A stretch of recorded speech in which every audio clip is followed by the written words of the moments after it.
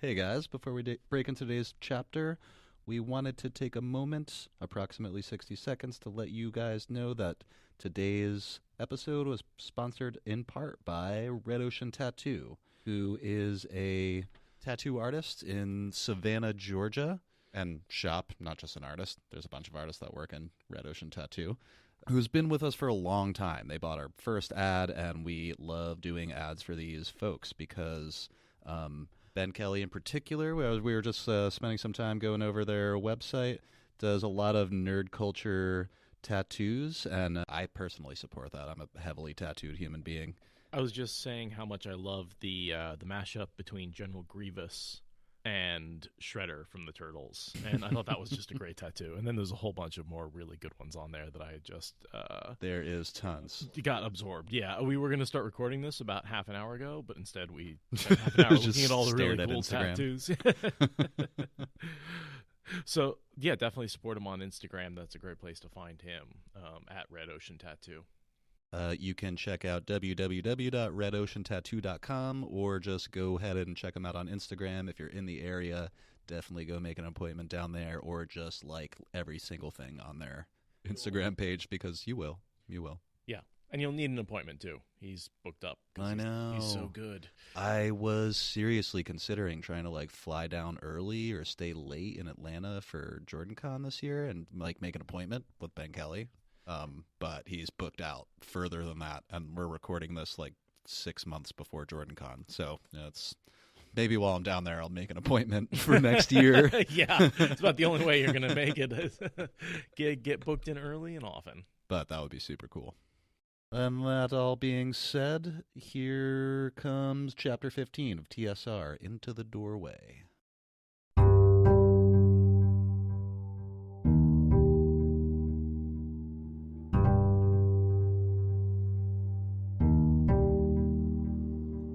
This is the Wheel of Time Spoilers podcast.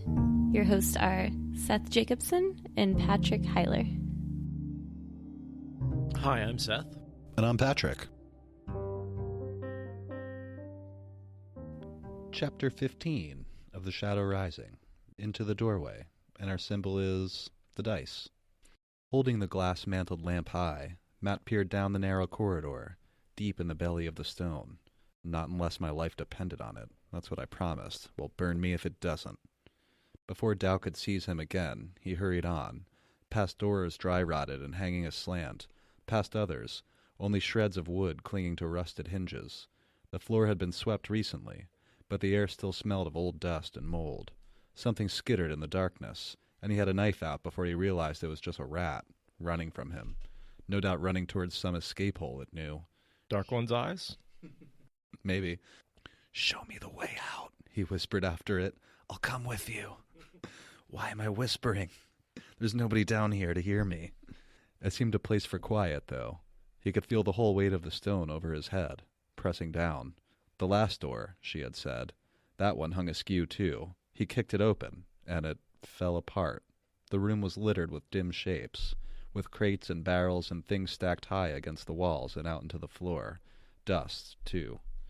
The great hold. It looks like the basement of an abandoned farmhouse, only worse.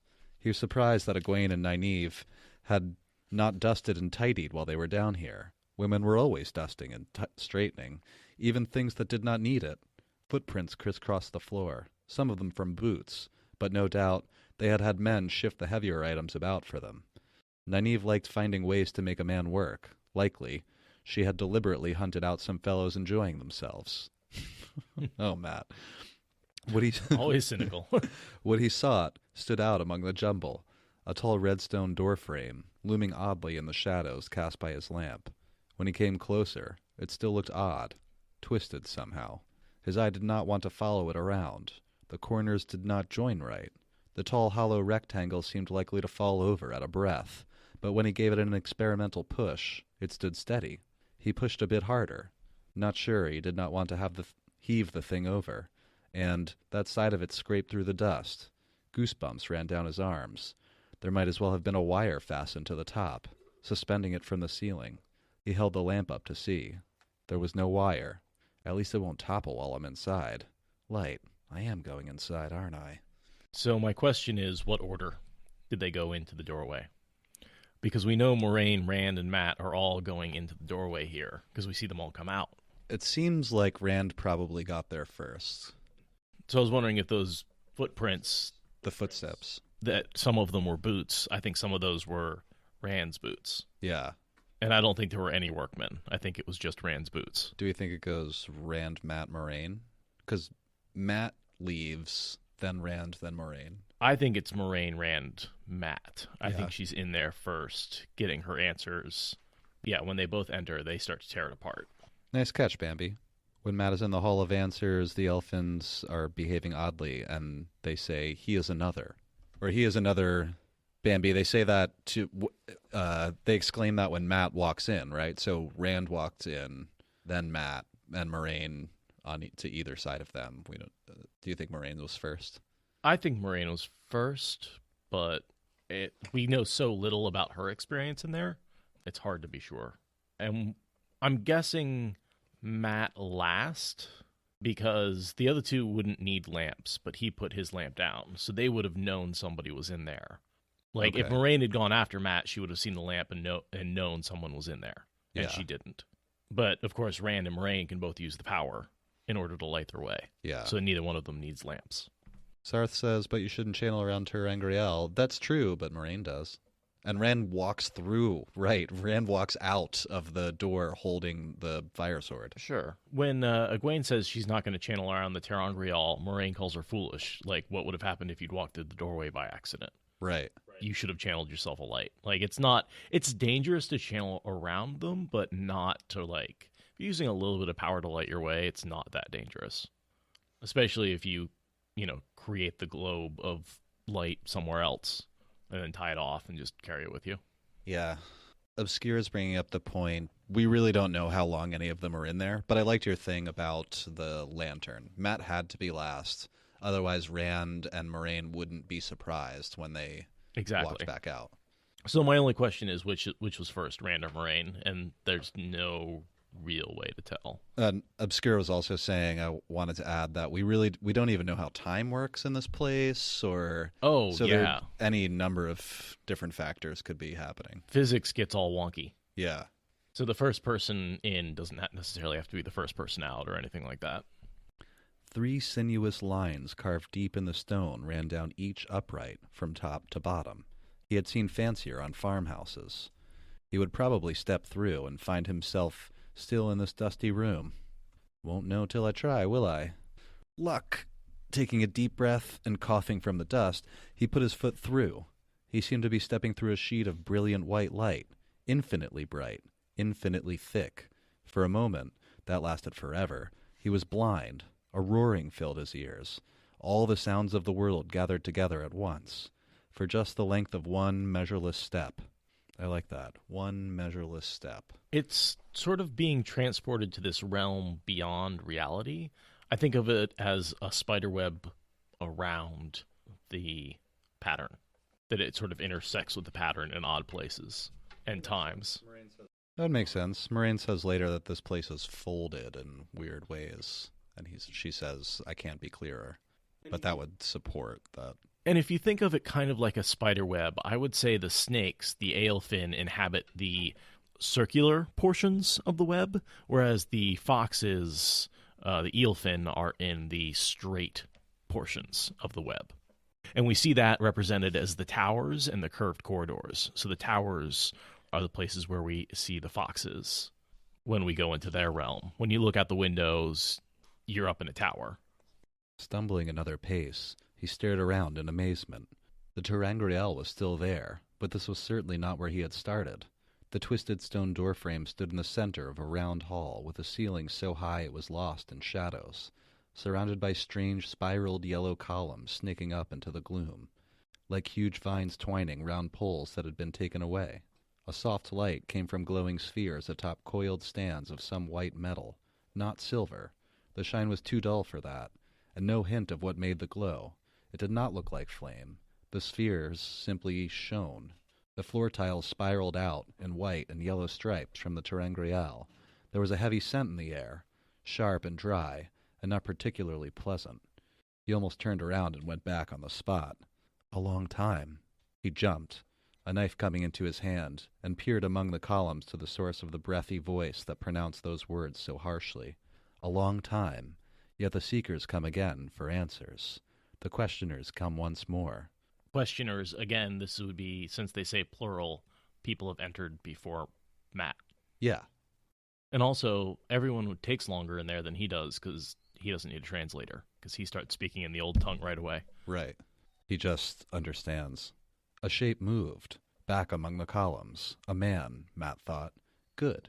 You have brought no lamps, no torches, as the agreement was, and is, and ever will be. You have no iron, no instruments of music? The figure stepped out, tall, barefoot, arms and legs and body wound about in layers of yellow cloth, and Matt was suddenly not so sure if it was a man, or human.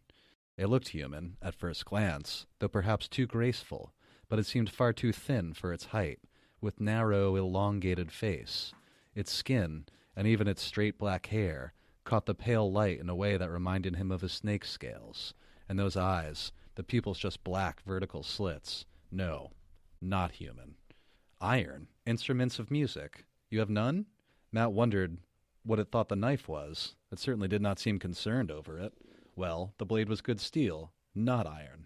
So he's following the rules purely by accident. Yes. But who would carry around an iron knife, anyway? No, they're terrible. They just rust away.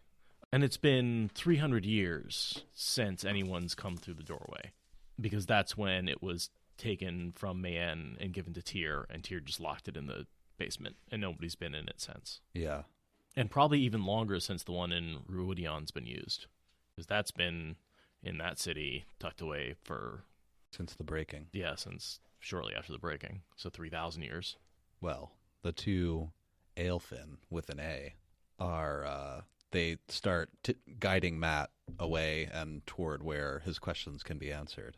I wanted to read also this little clip, shorter than the first two. There was not a straight line to be seen anywhere except for the floor itself.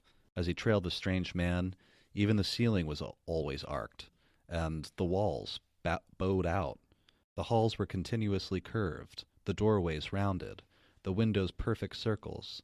Tilework made spirals and sinuous lines, and what seemed to be bronze metalwork set in the ceiling at intervals was all complicated scrolls. There were no pictures of anything, no wall hangings or paintings, only patterns and always curves. And that curving is sort of why I think of this as, the curved part of the spider web. And they play the game Snakes and Foxes on that spider web board. It's a spider web? Yeah, have you ever seen the board?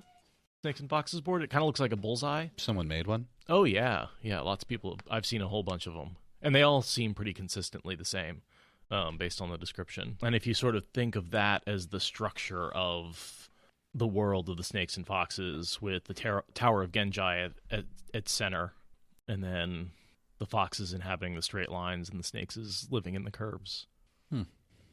Oh, I understand what you're saying. I just can't really conceptualize that. What does that mean? How is a world on a line? Well, it's more like the palace itself, right? It's because the way it's built, as they're walking down the halls, this structure or whatever is built with these weird curves going around. Uh-huh. And those two exist in the same place, but geometrically don't make a lot of sense. Yeah. OB Thunder says physics don't really work. I think of the board game Snakes and Foxes as the analog to how people picture that realm. I like that obscure, like an Escher painting. Yes. And of course the goal, which is to get inside, get to the center, and then get back out again.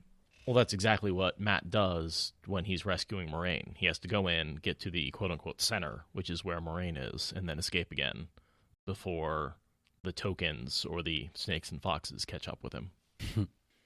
There were always windows, always along just one side of the curving corridor, but sometimes the side changed, and what surely should have been looking into the courtyard or rooms instead gave out into that forest. He never caught as much as a glimpse of any other part of this palace, or whatever it was, through those windows, or any other building, except, through one circular window, he saw 3 tall silvery spires, curving in toward each other so their points all aimed at the same spot.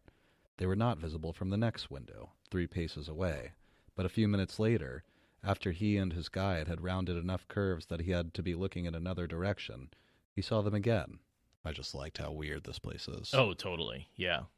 When they finally get there, these elders, kind of as how I imagine them, but the people that sit there and answer questions, talk about how long it's been. I love Matt's struggle not to ask a question. Yeah. Where are you? I hope you're taking me where I just put. Like he resorts. Thank you. He resorts to threats because he can't actually ask a question. And then here we see, "It's been long," the woman on the right said. "Very long," the woman on the left added. The man nodded. "Yet they come again." They being, of course. Careful to say nothing that even sounded like a question, he laid the situation before them. The White Cloaks, certainly in his home village, surely hunting friends of his, maybe hunting him. One of his friends going to face the White Cloaks, another not. His family, not likely in danger, but with the bloody children of the light around. So, I mean, he doesn't have to tell them anything. They are sorting through his experiences. Yeah. They know his past. They know his future. They didn't even bother reading it. They're just like looking at him like, yes, tasty experiences. I do like that there are these almost 3 oracles speaking in unison. Yeah. The Finn very much are fairy-like creatures. The iron, the fire, the music, the being in another realm. The story about Billy. The idea that they're not really evil, they're just alien, and so may end up doing you harm just because they don't really understand what you're like. Yeah. I feel like all those things very much are the elves. And they even, apparently the old tongue word for their realm, Sidhol, Sidhol. Oh, yes, Sindal or something Sindal. like that. That means, Sid means never, and Hall means land, so it's Neverland. Again, another one of the myths and stories that fades to legend in our time is the story of the Eelfinn and the Eelfinn. I love it. "Should I go home to help my people?" Matt asks finally. 3 sets of slitted eyes lifted from him, reluctantly it seemed, and studied the air above his head. Finally, the woman on the left said, "You must go to Ruidian." He asks his 3 questions. Should I go home to help my people? I think the second question is, why should I?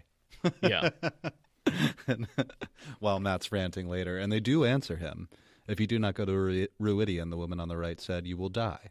And then I love the answer to the third question. Why will I die if I do not go to Ruidian? You will have sidestepped the thread of fate, left your fate to drift on the winds of time, and you will be killed by those who do not want that fate fulfilled. So he has 3 questions. Go to Ruidian, and the answers are, go to Ruidian, or you die. If you don't go to Ruidian, you will have sidestepped your fate. Wait, so that's 3, and then they give him an additional 3 answers. Yeah, so everything's collapsing. The gongs start going off. Rand and Matt being there asking questions at the same time is tearing reality apart. And they're like, "Get out of here." And he's like, "No, I want my answers. You didn't give me the right answers." And he just basically... He's like, "This is bullshit. This is bullshit. Those are bullshit answers." And then he asks, "What fate?" 3 times. And I wondered if there was something about that, like the asking something 3 times forces them to give you an answer. I also, before I forget it again, this just popped back in. There's a line like a page ago where they're saying they all stop looking at Matt reluctantly, and then they look above his head, and then they tell him this future. It looks like exactly what Min does. Yep. Yeah, they're seeing the omens that are somehow tied to the pattern. Yeah. "Oh, Bambi, that's in my head." Bambi saying, "Let's talk about the connection between this and Min's viewings." I think they're the same.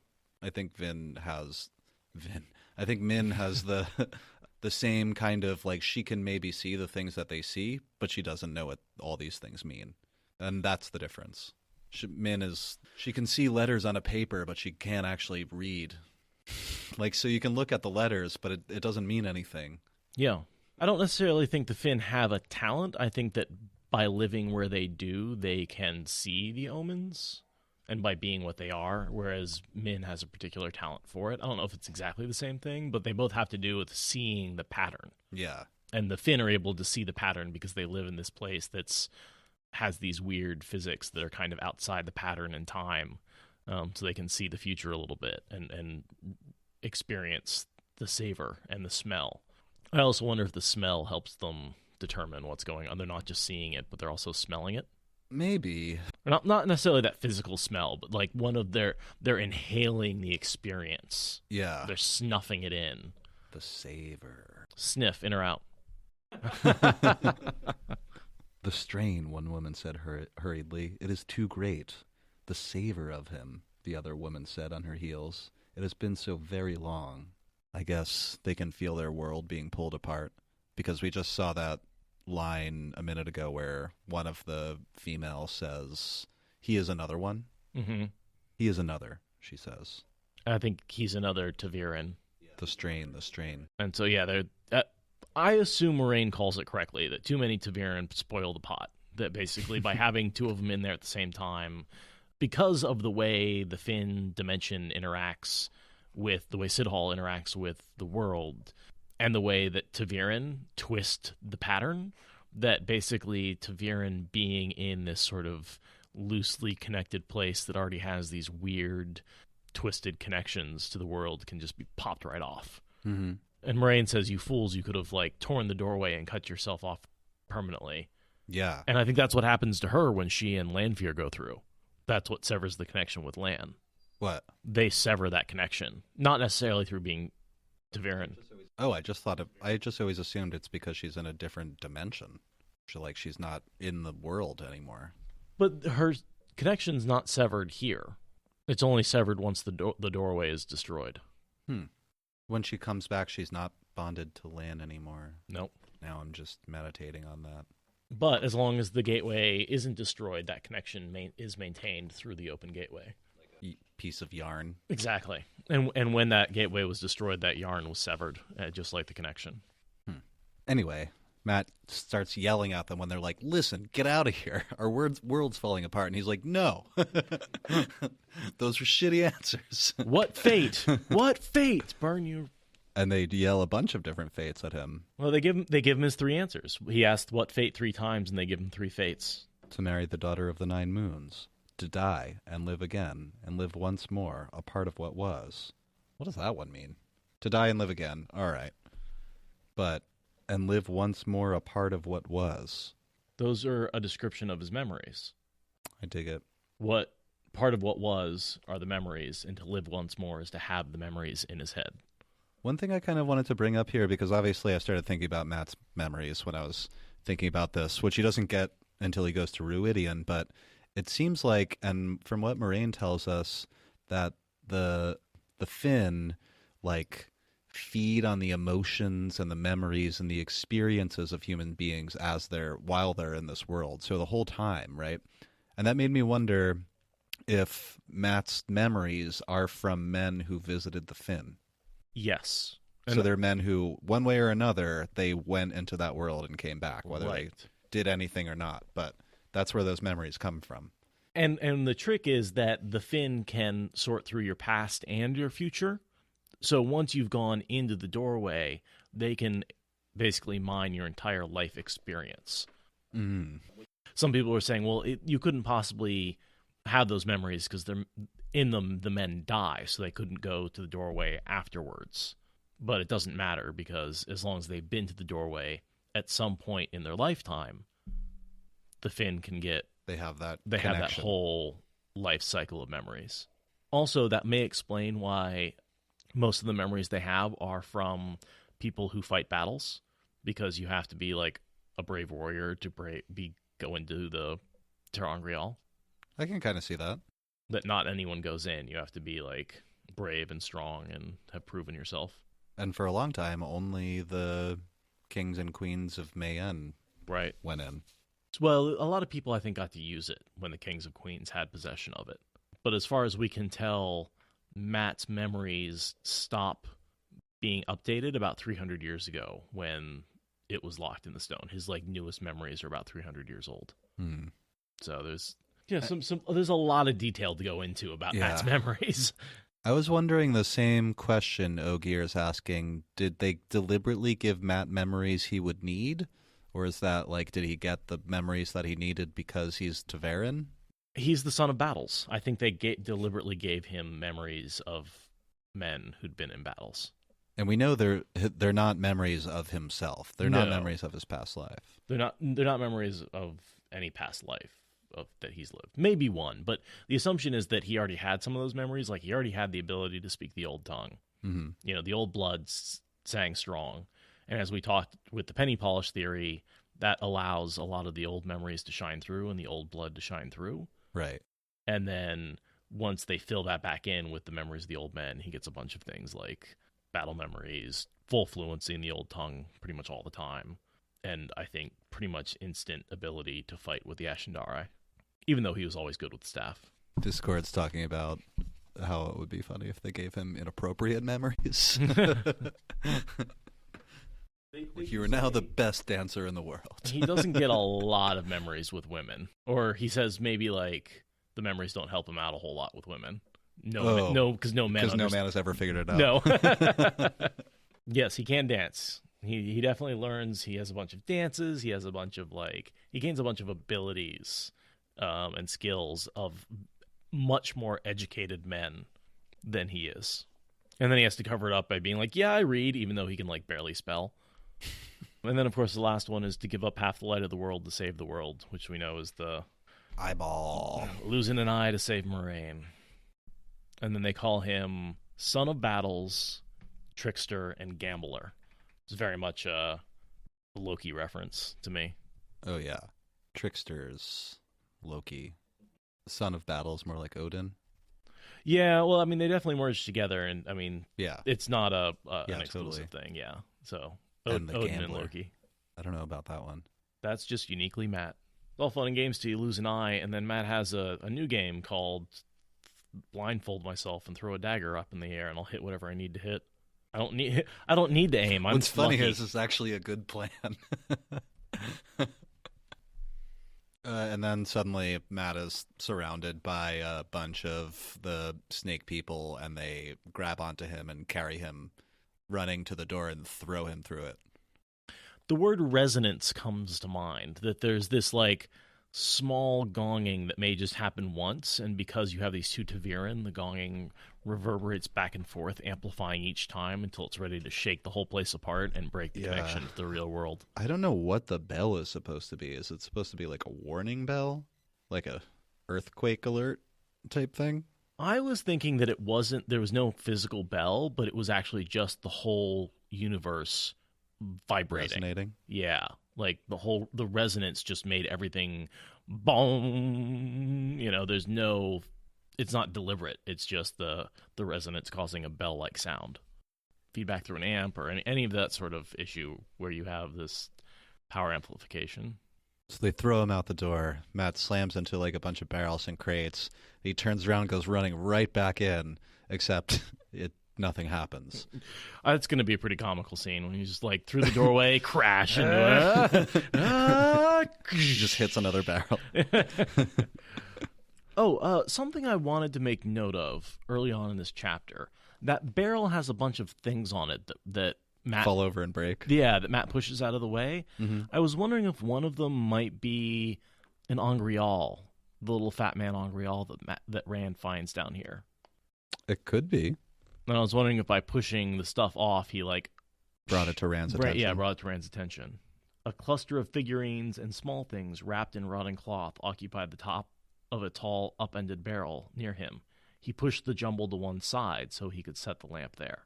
And I'm wondering if that, pushing it to one side, I don't know. I just had a thought that maybe that exposed the figurine to Rand. I'm nodding. I won't marry any bloody noble woman, he told the Terangriel. I'll marry when I'm too old to have any fun. That's what. Ruidian my bloody... A boot appeared, backing out of the twisted stone doorway, followed by the rest of Rand, with that fiery sword in his hands. The blade vanished as he stepped clear, and he heaved a sigh of relief. Even in the dim light, Matt could see he was troubled, though. He gave a start when he saw Matt. Just poking around, Matt, or did you go through too?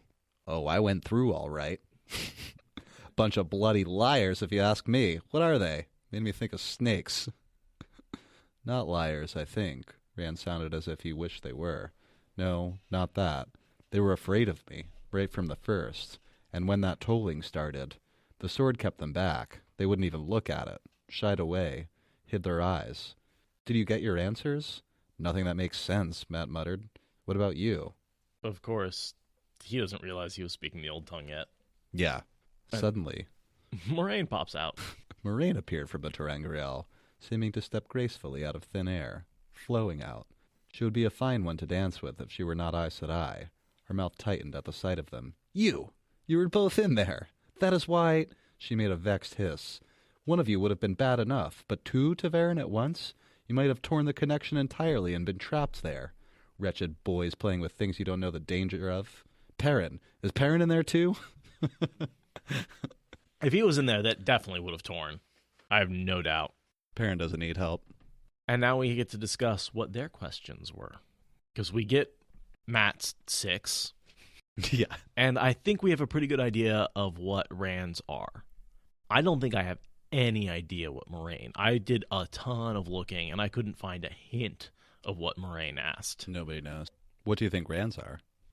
Moraine knowing that Tom was going to survive. 2 reasons. One, we think that Min gave her a prophecy, knowing that she was going to marry him. So, of course, he has to survive. Right.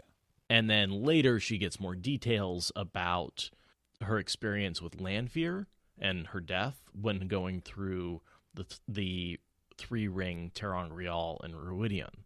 But I don't think the answer she gets here applies to either of those situations. No.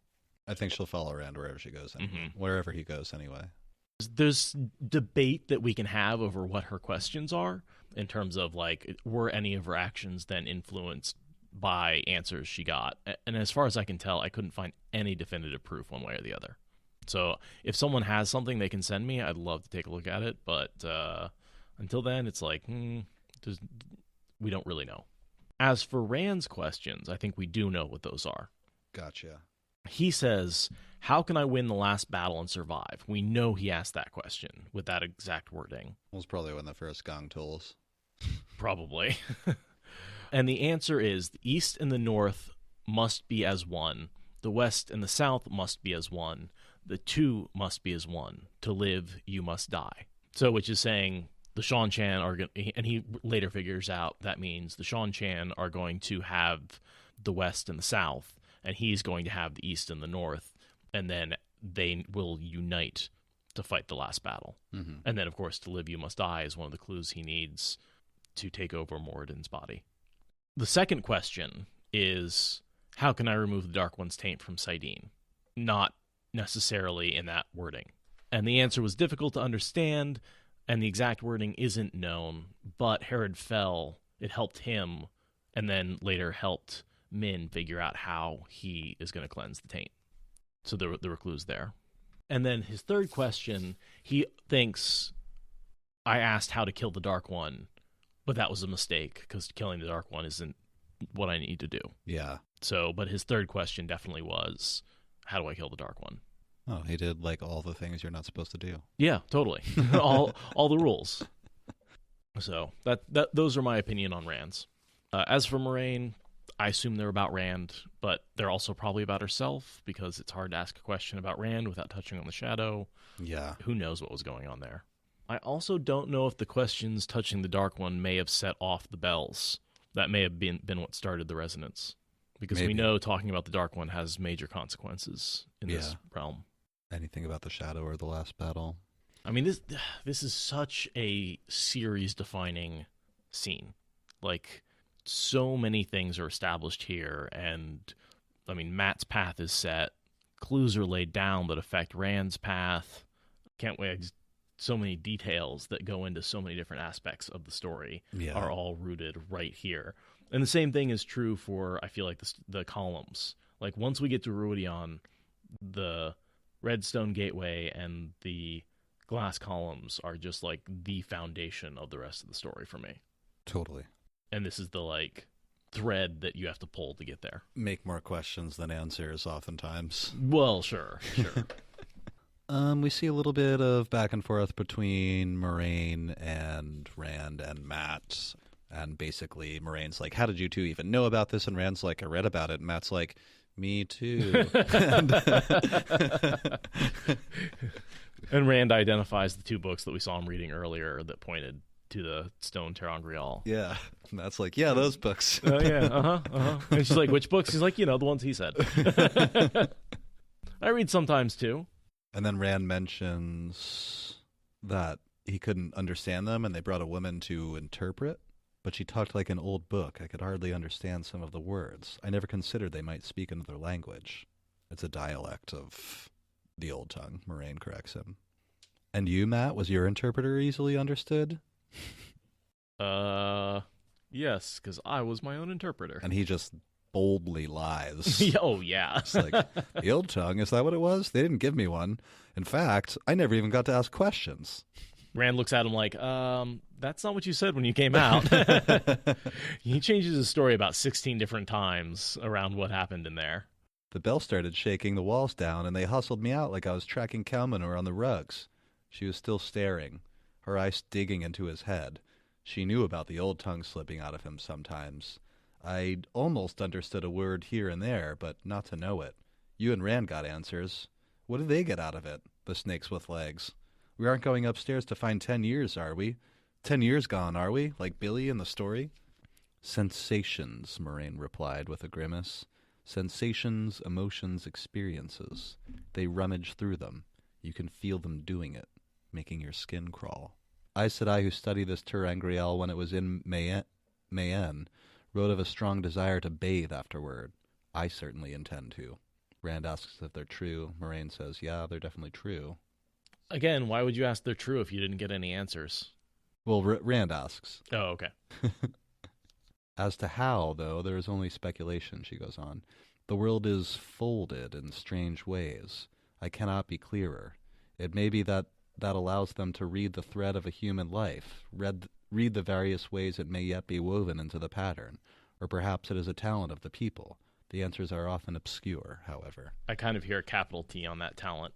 Yeah. Even though it's lowercase in the... A talent of the people, Yep. yeah.